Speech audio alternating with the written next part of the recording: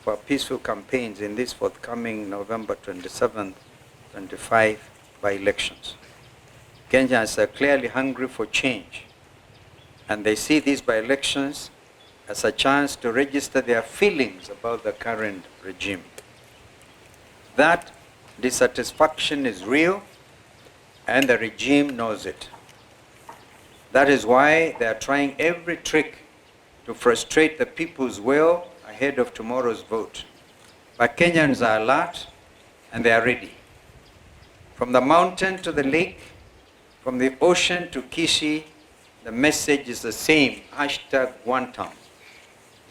During these campaigns, we have sadly witnessed a series of disparate and well-coordinated attempts to subvert the will of the people.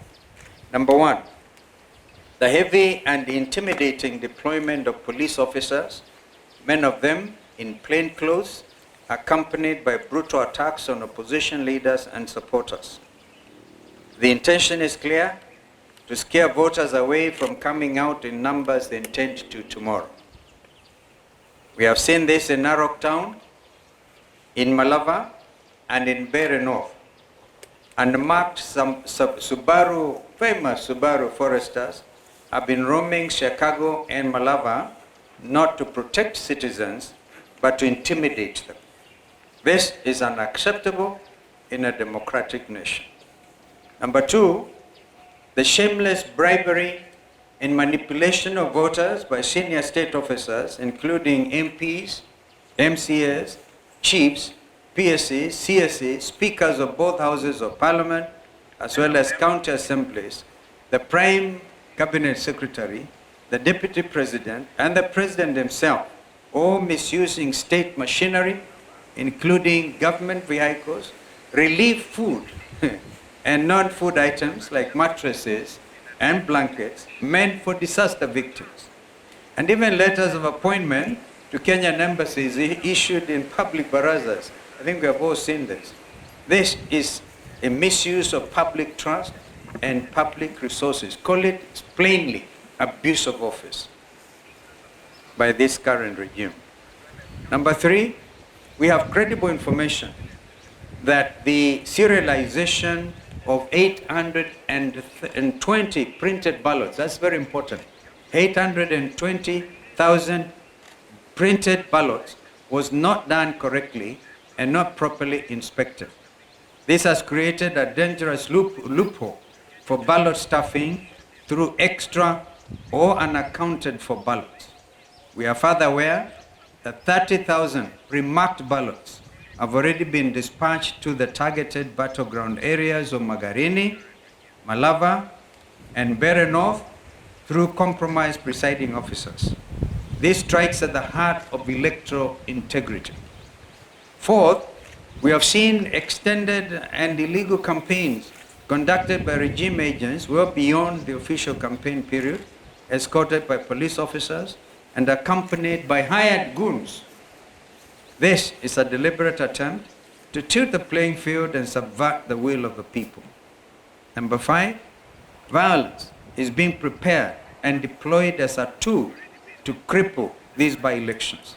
There is a well-coordinated scheme involving sections of the police, hired goons, and compromised IEBC officials. In Malava, for example, hired goons reportedly under the command of Lugari MP Nabi Nabwera are expected to spark violence using pangas and drungos and other crude weapons. They are to be protected by police, including a special team which has already been dispatched from Nairobi, and we're monitoring their movements, the infamous Subaru unit. Once voting is disrupted, compromised IEBC ballots, compromised IEBC officers and clerks are expected to use that chaos to stuff ballots. We saw this pattern during the Gen Z protests, where police did not stop goons, but actually enabled. We have again seen police in Narok and Kabuchai captured on camera moving goons and distributing funds. This is a betrayal of the oath to protect. Finally, ladies and gentlemen, as we stated on November 20th, there is a deliberate plan to misuse mobile phones in polling stations in ways that violate the secrecy of the ballot. The response from IBC has been weak and insufficient, with the junior officer Magarini giving a half-hearted explanation to an issue that demands the full attention of the chairperson and indeed the entire commission. Their silence deepens our concern about the integrity of this institution at this critical moment. The IBC, by failing to address the genuine concerns raised by the opposition and the media, and by neglecting to put in place the necessary remedial measures, continues to cast a long shadow over its own independence. This new commission now stands accused, not by us alone, but by its actions of presiding over a process whose credibility grows more questionable by the day. A democratic, free, and fair election cannot be built on silence, on evasion, or selective action. It must be anchored on justice.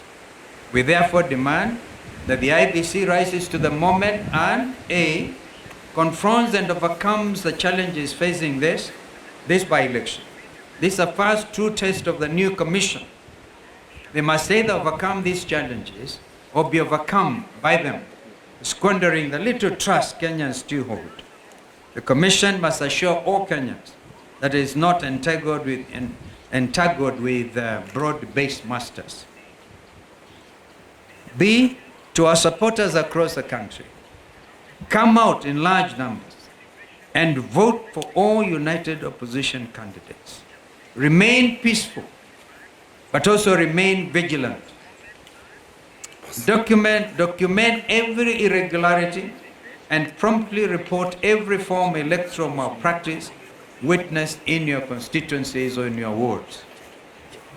To our agents, you have been prepared for this day.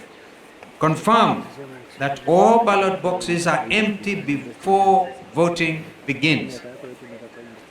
And check even any possibility of open windows where things could have been brought in and sneaked in. Do not abandon your stations until polling is fully concluded.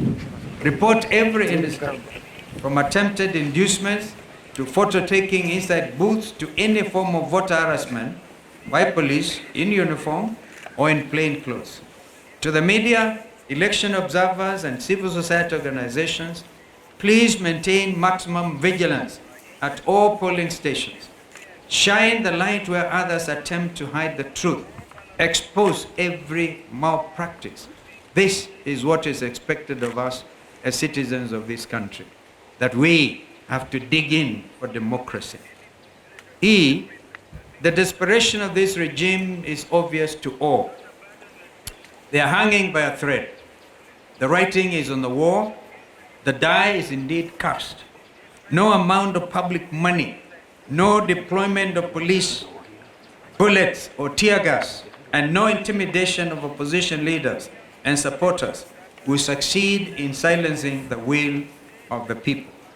And to the broad-based operators clinging to their last straws, let it be known the people have already spoken. At this defining moment, we urge Kenyans to stand firm, stand peaceful, and stand together. Let us prove once again that no force, however desperate, can overcome a united and a determined people. The will of Kenyans is sacred. It cannot be bought, it cannot be bullied, or indeed it can never be broken. Tomorrow, let us vote with courage, guide the vote with vigilance, and move forward with faith, knowing that the truth may be delayed, but it cannot surely be denied. May God bless Kenya and all of us. They were printed out in Greece, and the policy for by-elections has always been, you print locally. The Kenya Literature Bureau, for example, has been in that business. And it is also important to know that no certificate, and we want IBC to prove us wrong, no certificate of inspection and receipt has been received. So we are aware that this has been a quiet thing. And as we speak, Mr. Marijan is on the ground in Bere to try to make sure that what is already been planning, as we said the other day when my colleagues were out on the field, last Thursday in particular, we did point out that Marjan is under instructions of the former commissioner, Professor Guli, who is William Ruto's political advisor on matters to do with IBC. So IBC, you are clearly on notice. So please, when the agents are there and the names are read out, I'll give an example. Any vote ya Karish in Berry North, if the clerks read Karish, please agents demand to see the marked ballot. And at the end of it, before the presiding officer presses the send button, please ensure that the numbers that have been now kind of identified and announced, yeah, are also the same figure that will get now transmitted by the send button. We are saying this because we are aware in the case of Berry North, 15,000 ballots have already been particularly voted. They have already marked them. And so the idea is that they are going to make them, they all be met now at the constituency tallying center. And therefore, because of the lack of serialization, which you have talked about, anybody can mark and serialize everything. So we are pretty aware, and I must thank Kenyans. Kenyans are very smart. That's why my brother said they cannot be like some of our other neighbors. This is Kenya. Thank you. In the strongest terms possible of this state-sponsored violence in Kapuchai, in Narok, we saw some feeble attempt by IBC in Kasipul to do something, and they have been silent on these other things.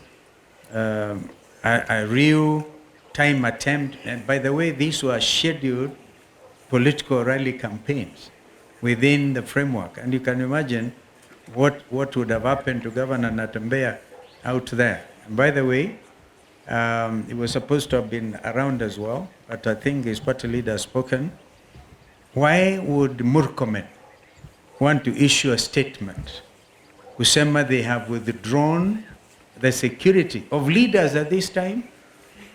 Ati wanachunguza. Sasa wanachunguza what is pretty obvious, that the opposition rally in Kapuchai, and of course under the arrangements of Mheshimiwa Kalasinga, whose home was raided, we have not heard of arrests of those people who went actually kwa Mheshimiwa na kuharibu kila kitu. Hatujasikia kwamba wameshikwa. What are they trying to do by saying they're investigating? We have not heard one thing by APOA, by the way, Independent Police Oversight Authority. Even when people were stoned in Murang'a that time, peaceful things, people went all the way to police headquarters, to IPOA, make a presentation. We never heard them come back. Please, Kenyans who are in those positions, know that tomorrow you may want to get things done the way we want them done. Because you will be on the receiving end, God forbid. So we have to sort out this country while time is on our side. Kama kuna swali, because ballots, wanaanza, we have got this from real time, by the way, on people who are everywhere. Some in Kasipul, right? That were in a Rukwa serial number, therefore giving, I think those are the numbers, zile zimerukwa, ndizo wanataka kutumia, waweke ballot stuffing, alafu waonyeshe ndizo hizo. Kama wanavyosema ndugu Rigiji, kwamba ikifika saa 11 usiku, saa 1 jioni wanazima mataa na kuintroduce those ballots. That's why we are saying the agents for United Opposition, wawe macho from 5 o'clock in the morning to make sure the ballot papers are completely empty, to make sure hakuna mtu anaingia pale mwenye silaha, to make sure hakuna mtu agent waangalie kama kuna watu wanaenda kupiga picha kwa secret, to avoid the secrecy of the ballot. Waangalie hiyo yote, wawe macho na wasilale kwa kituo. mpaka mambo yajulikane. So that's including what I said. That's absolutely vital, because if the presiding officers, under instructions of Marjan, are able to press the send button to the constituency tallying center, kwa mfano, or to the ward tallying center, what that will mean is that number may be different from ile imehesabiwa 1 2 3 4. Karisa amepata hii. What is your name, sir? Koenga naye amepata hizi. Sasa inaenda kitu tofauti. So the whole thing is the agents, and we have told our agents to be thorough. Lazima tukomeshe wizi wa kura Kenya hii. I think for Kapchai, and we are talking about Kisa East, the main